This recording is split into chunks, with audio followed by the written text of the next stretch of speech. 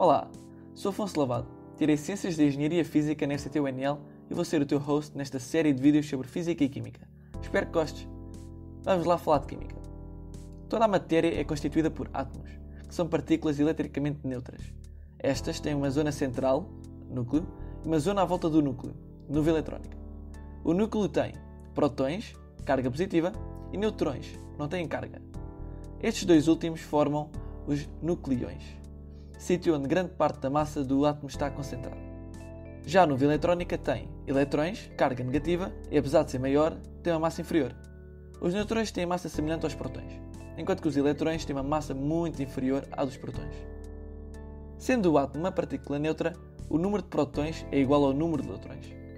Quando perdem eletrões, os átomos formam íons positivos ou cationes. Quando ganham eletrões, formam íons negativos ou aniões. Ao conjunto de átomos que se caracterizam por possuírem o mesmo número de prótons, dá-se o nome de elemento químico. Um átomo tem um número atómico Z, que é o número de prótons, e um número de massa A, que é o número de nucleões, prótons mais neutrões. Resumindo, um átomo de um elemento de símbolo químico X e o seu íon representam-se da seguinte maneira, sendo que Z igual a prótons, A igual a prótons mais neutrões e Q igual a carga elétrica do íon. Dois átomos do mesmo elemento químico têm sempre o mesmo número de prótons, enquanto que o número de neutrões pode ser diferente. Nesse caso, os átomos são isótopos. Sendo que no universo temos estruturas com diferentes dimensões, desde a escala astronómica à atómica, da maior à mais pequena, usamos ordens de grandeza, OG, para comparar todas. OG é a aproximação do valor real à potência de base 10 mais próxima. Para podermos falar da ordem de grandeza de um número, temos que o escrever em notação científica. O que é isto? Simples.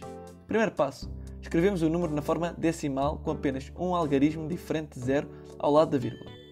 Segundo passo, colocamos no expoente da potência de 10 o número de casas decimais que tivemos que andar com a vírgula. Se ao andar com a vírgula o valor do número diminuiu, o expoente fica positivo. Se aumentou, o expoente fica negativo. Terceiro passo, escrevemos o produto do número pela potência de 10. Eis um exemplo. 32.000 pode-se escrever, em notação científica, 3,2 vezes 10 elevado a 4, sendo que OG, a ordem de grandeza, é igual a 4.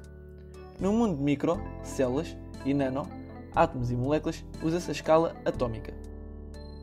Como estas estruturas são tão pequenas, não podemos usar a unidade do Sistema Internacional, SI, o metro, usando em vez disso submúltiplos do metro, como por exemplo, micrómetro, nanómetro, Armstrong e picómetro. Atualmente é possível obter imagens destas estruturas através da microscopia de alta resolução. O objetivo da nanotecnologia é fazer a manipulação de matéria à escala atómica e molecular.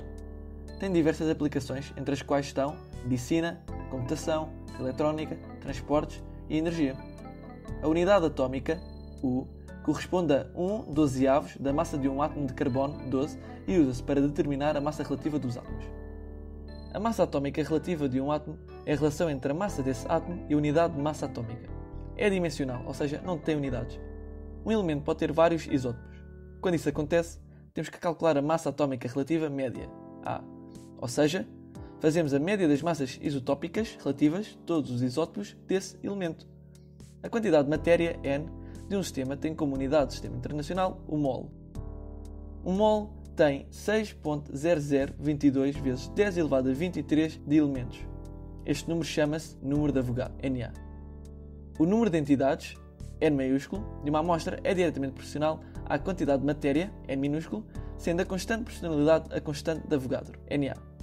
Fórmula: N, número de entidades, é igual a N minúsculo, quantidade de matéria, vezes Na, constante de Avogadro.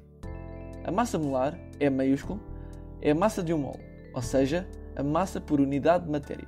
Costuma exprimir-se em grama por mol. A massa molar calcula-se através dos valores das massas atómicas relativas médias, já que as massas molares dos elementos são numericamente iguais às respectivas massas atómicas relativas.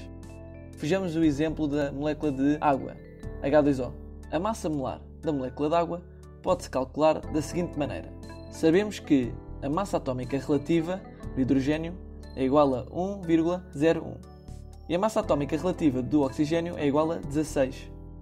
Logo, a massa atómica relativa do H2O vai ser igual a 2 vezes 1,01 mais 16, que é igual a 18,02. Logo, a massa atómica relativa da molécula de água, H2O, é igual a 18,02 gramas por mol. A massa molar de uma substância, M maiúsculo, relaciona-se com a massa de uma substância, M minúsculo, e a sua quantidade, N, através da fórmula M maiúsculo igual a M minúsculo sobre N. É tudo por este vídeo. Até já!